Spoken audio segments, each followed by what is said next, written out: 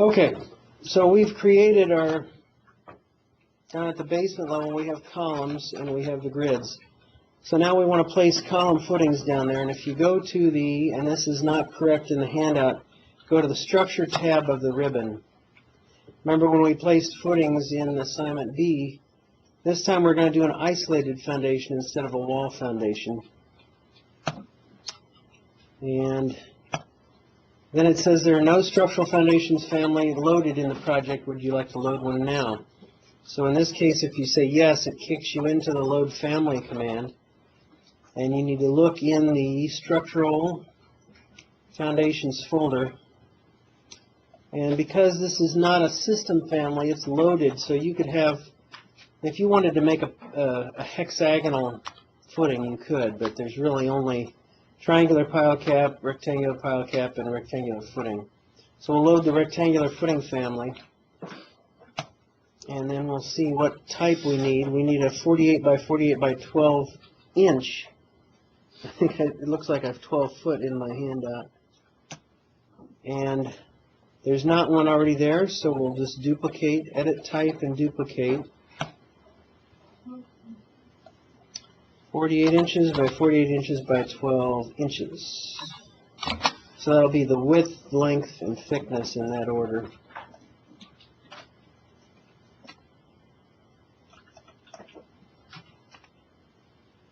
So we're kind of building this type on the fly because we were in the footing command when we said edit type and duplicated and named it. And don't forget to change the size to match its name.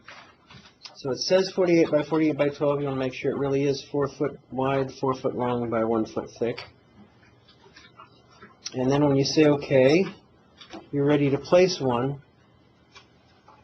And if you just hover over that column, the same column grid intersection, and place it, you'll get a message. It says an attached structural foundation will be moved to the bottom of the column. Now we're in a level 0 plan, so it assumed we wanted to place it at level 0, but when it found that column there, it went ahead and dropped the footing to the TO footing elevation, a level down there, so that it would sit at the bottom of that pipe column. And then we do it again for the other column. We get the same message. And so now if we check it in 3D and make sure it's really there, you can see those two footings underneath our slab.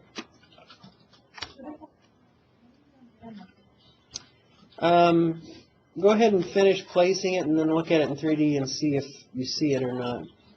Because probably what happened is when you placed your columns, they probably just ran from the level 0, the basement level up. And so you've probably got the footing right at the bottom of the column, and it didn't have to move it down. In fact, you know, so you're seeing it in plan? I'm seeing it in 3D.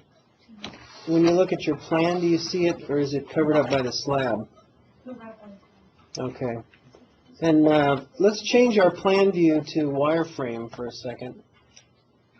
And then go ahead and select one of your footings and see what level it says. Mine says basement offset -4 inches.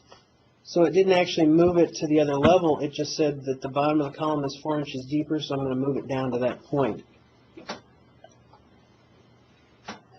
Now, if I had gone to the top of footing plan view and placed it, it would have placed it at that level. Let me just pause this for a second. I managed to do it in the work level 0 plan view, even though my handout suggested I open the top of footing plan. So what happened is both my footings say they're at the basement level offset -4, and it would be better to change them to top of footing offset 0. And now it says it's moving it. Well, it really isn't moving anywhere. It's just arriving at the right place. Which, oh, wait a minute. Why is it -4 inches from the top of footing? That's strange. Let me look at it in 3D here. I'm going to pull back my section box.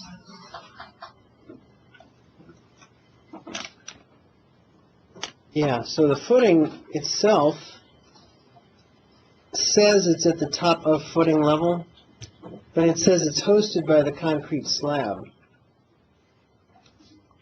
So I probably would have been better off, and it's still going to be in the right place, but the more rigorous way to do it would have been to do what Sarah did, which is go to the top of footing level in the first place. I just deleted my footings, and I'll put them back in on this plan view. And now, if I go back to that section box in 3D, it says it's at top of footing offset 0. The advantage of having it really say that is that if I go to like my section view here, there's that footing, and if I was to change the top of footing from negative 8'8", say, to negative 9'4",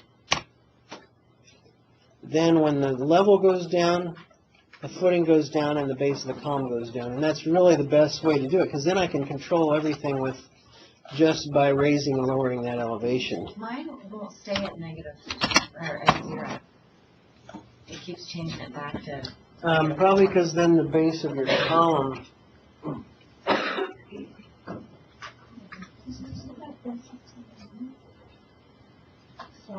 Yeah, your columns must not be down at top of footing, so let's find out what the elevation of your columns is.